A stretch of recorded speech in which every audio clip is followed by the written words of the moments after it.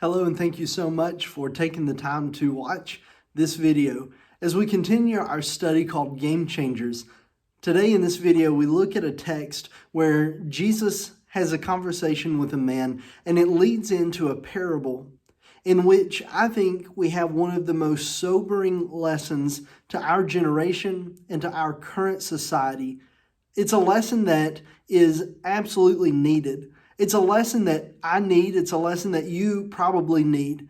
For all of us who have been blessed so very richly in our lives with physical things, this is a lesson that I hope you'll take the time to watch. But more than that, I hope that we will let God's words of wisdom sink into our lives about what Jesus has to say here.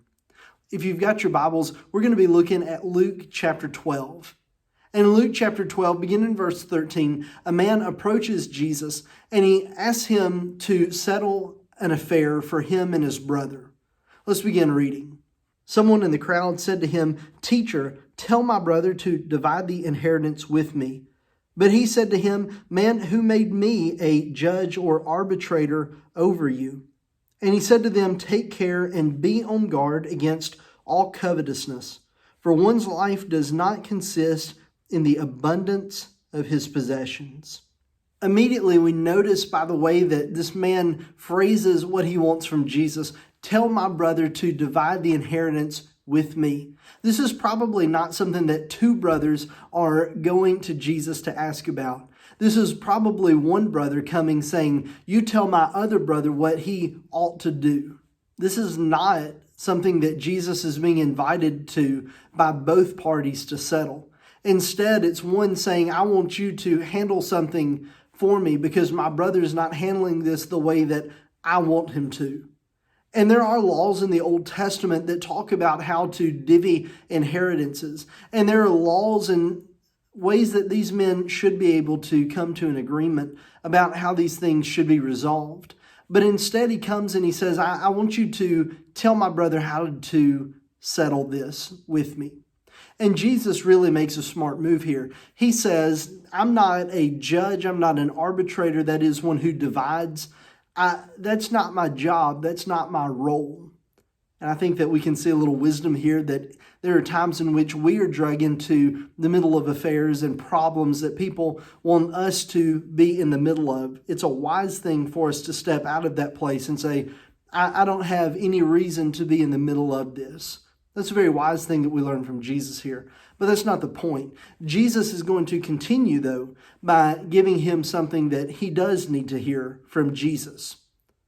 Jesus says, "Be on the lookout for covetousness, for coveting things, for greedily looking at things that aren't yours. Be careful what you want." And then he says something that ought to begin to strike me and you and open our eyes to the world that we live in. He says that one's life does not consist in the abundance of possessions. In the world that you and I live in, does the world tell us that our lives are all about what we own? Our lives will be richer if we drive this type of car, if we wear these types of clothes, if we live in this kind of house, if we build this type of retirement, if we strive to be involved in this, to be a part of that, to be a member of this. Our world is very materially focused. And in the midst of a materialistic world, you and I need desperately to listen to the words of Jesus here. Because what Jesus teaches us is it's not about the abundance of our possessions. He says it's about who you are, not what you have. The world needs this message. Ultimately, you are not what you drive. You are not what you wear. You're not what you own.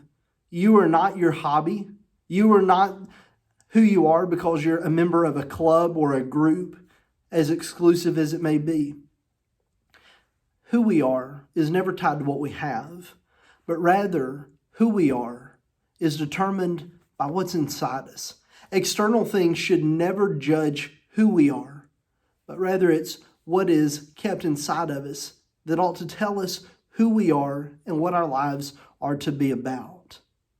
But I want us to continue into the next verses because Jesus is going to tell us a parable that teaches us it's not about what you have, but it's about who you are. Let's continue. And then he told them a parable saying, the land of a rich man produced plentifully.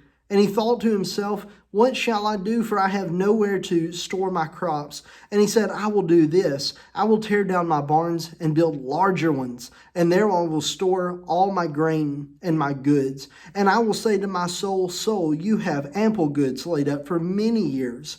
Relax, eat, drink, be merry. Up to this point, do you see in your mind what this man looks like? There is this farmer whose land produces plentifully. And he realizes, I've run out of place to store my goods.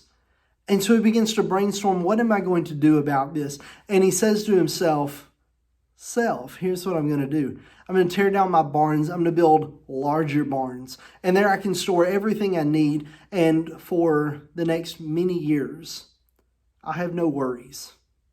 I can eat, drink, be merry. I can celebrate. In a sense, maybe he's thinking in terms here of retirement.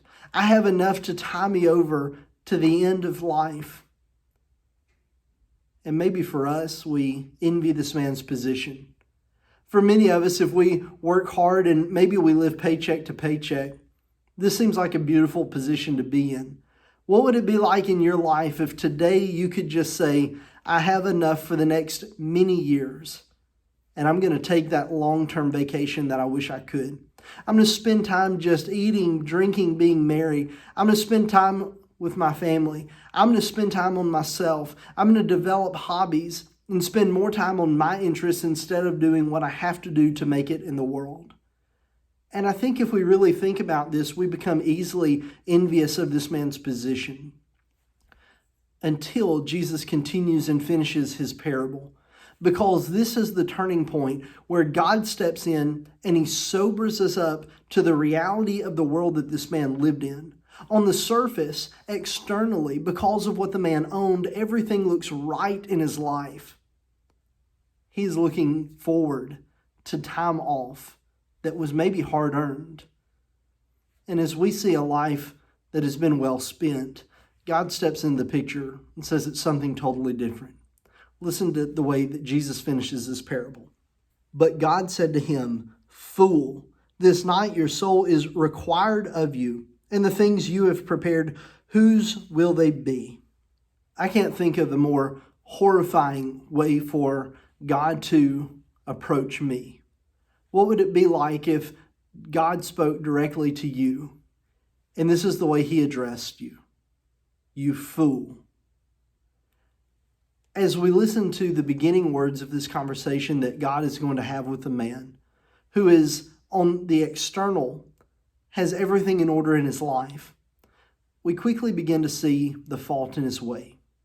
He says, fool, this night your soul is required of you, and all that you have, whose will it be?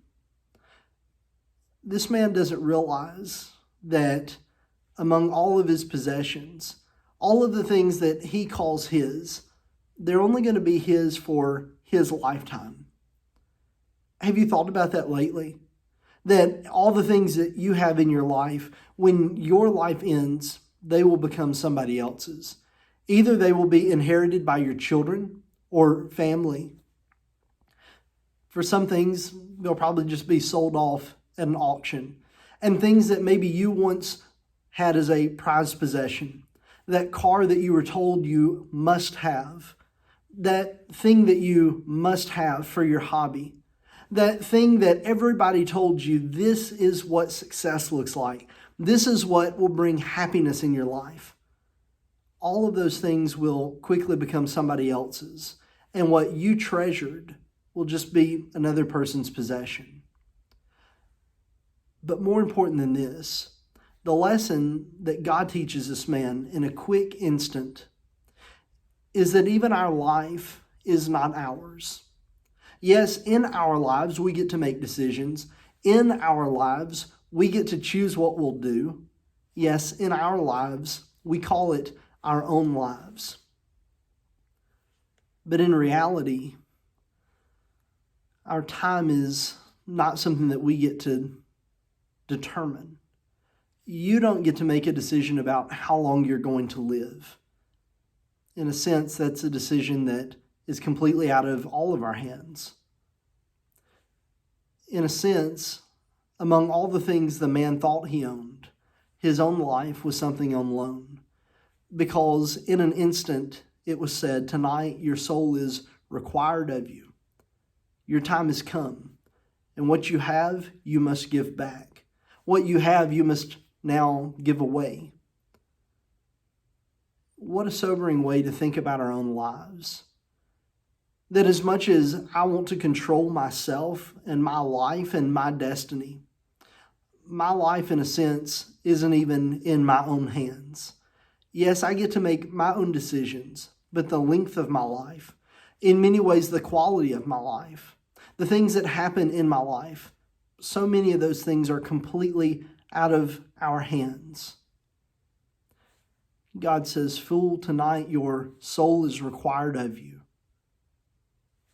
And the things you possess, whose will they be? Jesus ends this teaching by saying, "So is the one who lays up treasure for himself and is not rich toward God."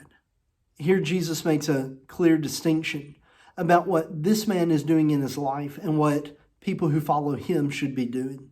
He says this is how it is for all those who build up treasure for themselves. They are rich, but they are not rich towards God. What's the case for you? What's the case for me? And as we wrestle with this about what we are making of our lives, God would have us to remember a few things. The first is a question that we might phrase this way: what is the greatest gain in my life? For people who look at it externally, they may say, well, the greatest gain that I have is this, and they begin to talk about some financial move they made. They might talk about a swing in the stock market that gave a great gain to their portfolio. They might talk about things that happened to them in their lives that allowed them to acquire more for themselves.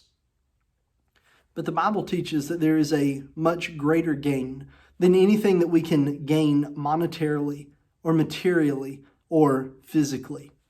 This is what the Apostle Paul writes in 1 Timothy chapter 6, beginning in verse 6.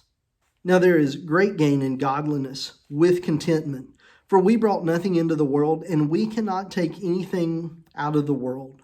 But if we have food and clothing, with these we will be content. But those who desire to be rich fall into temptation, into a snare, into many senseless and harmful desires that plunge people into ruin and destruction. For the love of money is a root of all kinds of evils. It is through this craving that some have wandered away from the faith and pierced themselves with many pangs." Here, as we think about the Apostle Paul's words to us, God is speaking here. And he says, if you want great gain in your life, it's not found in anything that can be put in a bank account or in a savings place or a safety deposit box or in some barn or in some garage or in a closet. Great gain comes with godliness and contentment. If you order your life after the way your Maker would have you live it, and you have contentment with what you have physically, then you will have great gain in life. And in so many ways, isn't that directly opposite of what the world tells us to do? Our world says you need to have great amounts of goods, externals, and then who you are is almost a sidebar to that. Rather, God tells us, first you order your life after the way God would have you to live, and then you be content with the material things you have. But there are some very important things here that the Apostle Paul stresses to us if we're going to have peace in our lives. He tells us to be content with what we have. He reminds us of the truth that there are no things that we can take out of this life with us. Whatever we work for, it doesn't come with us. Whatever we acquire, it doesn't come with us. Whatever we have bought, whatever we have saved for, none of those things matter into eternity. But what does matter is our soul and our heart and the way that we stand before God. In fact, he ends this by saying that to desire to be rich, to move in a way towards what society tells us to do, is a very dangerous thing, and it plunges people into ruin and destruction. But what happens in our lives if we order ourselves and we chase after contentment and godliness instead of physical things? It has the opposite effect. Our lives become more rich even if we ourselves are not monetarily rich. Our lives become more rewarding even if we don't have storehouses full of physical rewards. Our lives can be great even in the absence of everything that society tells us we must have. But then as we return to Luke chapter 12, I want us to notice a last thing here. The last thing that we want to think about is, what do we call our great treasure? For some of you, if I were to ask, what is the greatest thing you have? You might be able to point at this thing or that thing. You might say, I treasure this most, and some of these might not be bad answers. For some of us, we might treasure our families. We treasure a relationship that we have. A lot of times the things we treasure aren't inherently bad. There's nothing wrong with a hobby as long as it's a godly thing to do. There's nothing wrong with family. There's nothing wrong with fostering a relationship with your spouse. But Jesus says there is a greater treasure to be had than anything that we have on this earth. Listen to what Jesus tells us in Luke 12, beginning in verse 32. He says, "Fear not, little flock, for it is your Father's good pleasure to give you the kingdom. Sell your possessions and give to the needy. Provide yourselves with money bags that do not grow old, with a treasure in the heavens that does not fail, where no thief approaches and no moth destroys. For where your treasure is, there will your heart be also." As we end with these words from Jesus himself, let us remember that wherever our heart is, that's where our treasure is. If our heart is totally invested in something worldly, know that your treasure will not go past the end of this world. If our treasure, though, is in heavenly things, in godly things, in a relationship with our Maker, a relationship with our Savior, those things go beyond this life and they reward us in the next.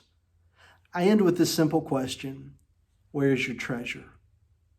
Thank you again for watching. I hope that this has been beneficial. Hopefully it has made you think some about your life and the way that we are living.